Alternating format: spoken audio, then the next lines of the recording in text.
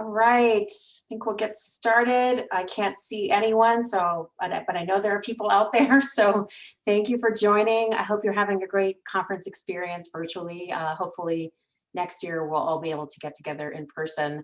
I've met many of you, but if you haven't met me, my name is Andrea Wood. I lead the social impact team for Best Buy.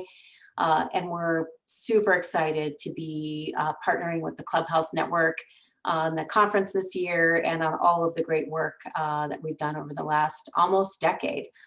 For those of you who don't know, we actually, Best Buy actually met with the Clubhouse Network staff, Gail and Mitch, almost a decade ago to talk about how we could potentially work together to expand programming for youth across our US network.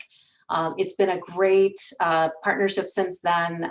We were so impressed when we first talked to Gail and Mitch about the learning model that the Clubhouse Network has created, the global reach and diversity in terms of all of the different programs across the globe, and the long track record of successfully working with youth and helping youth bridge opportunity gap, helping to bring opportunities to youth in the US and across the world. So I want to, make a special thank you to all of you because this year has been so challenging for you, I'm sure, but particularly for the youth that you're serving. I know you all have put together Herculean efforts over the past year to stay in touch with youth, to regularly check in with them remotely.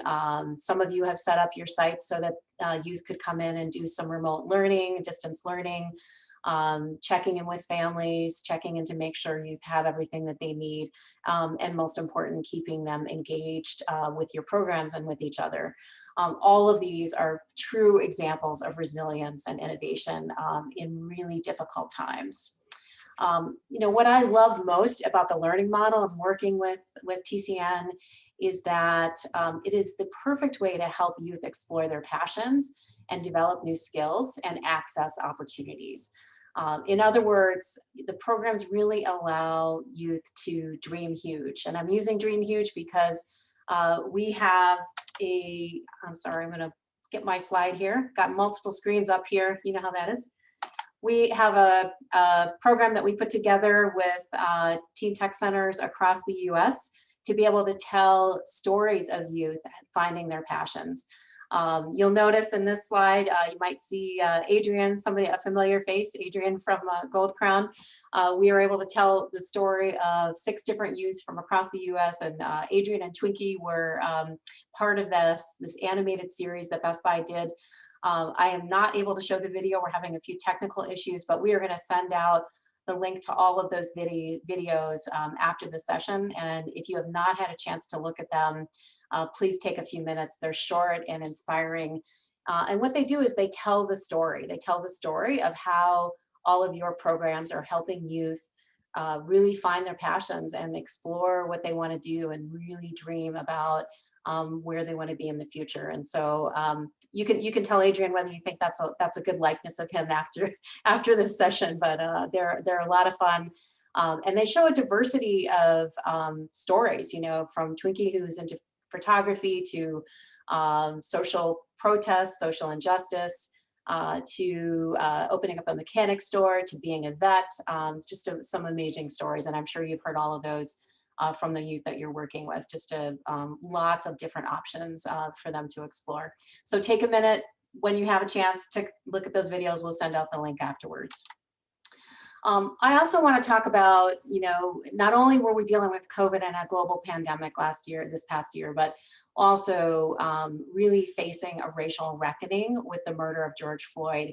Probably that's top of mind for many of you right now, as we're experiencing right here in Minneapolis, the trial of Derek Chauvin. It really did bring to light the racial and social injustice that has happened across the US and across the world. And so as part of our response, Best Buy's response, we, back in December, made some what we're calling big, bold commitments to really figure out how do we deal with the injustice, the lack of opportunity, equity issues, and really focus on our BIPOC communities. So as part of that, you'll see here, we're focusing on our own employees, trying to think about additional paths to leadership for Black employees and retention, but also with the youth that we're serving. So we have 35 Best Buy Teen Tech Centers as part of your network right now. We've committed to 100. I'm going to go out on a limb and say we might even do more than 100. But we have committed to expanding meaningfully our network of programs with the network. In addition, we are putting $44 million into expanding college prep and career opportunities, and $18 million to expand, particularly for BIPOC teens in the Twin Cities, not just with our Teen Tech Centers in our headquarters community, but also other programs. What I want to say about where this is an opportunity for all of you, not just for the Teen Tech Centers, is around career and college prep opportunities in the US in particular. We're going to be starting some scholarship programs. Your youth will be eligible to apply. We are working in communities where we don't have Teen Tech Centers. We want to have meaningful employee engagement and opportunities for internships in our locations across the country for the youth that you're serving, paid internships, and other career exploration opportunities. And so we'll be reaching out to you as we start to flesh this out a bit more, but I want to let you know that that opportunity in particular, we'd like to expand to not just the Teen Tech Centers in the US, but also in other parts of the country where we don't have Teen Tech Centers. And then globally, we've been investing with the Clubhouse Network in kind of supporting infrastructure in terms of the village and updating the technology, some of the things that really truly allow for virtual distance connections between youth in the US and across the globe. Just a little bit more about our hiring commitment. We're also, in addition to the career and college exploration, we're going to be starting some credentialing programs. And so your youth, any of your youth would be eligible to attain a Best Buy Geek Squad credential. And we're hoping that for the youth in the US in particular, that any youth that receives that credential would get a job offer from us. And so we're working on that credential right now, working on what that would look like. But again, this is really meant for older teens who are about ready to graduate from high school and are looking for their next opportunity. We're also looking to expand our high school and university internship programs. Again, I mentioned scholarships as well. And then a commitment to hiring BIPOC teams in our Twin Cities and our headquarters community in particular, but also in our locations across the US. And then I talked about our expansion of our Teen Tech Centers. We're going to have 100, hopefully more than that.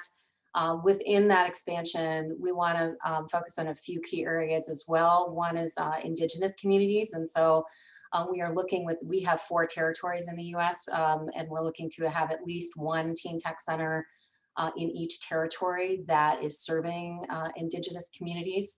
So we're well on our way to doing that already. Rural communities are another interesting model where we want to look at Teen Tech Centers and how can they be a community resource. How can we help provide other services and internet and devices for youth in those areas.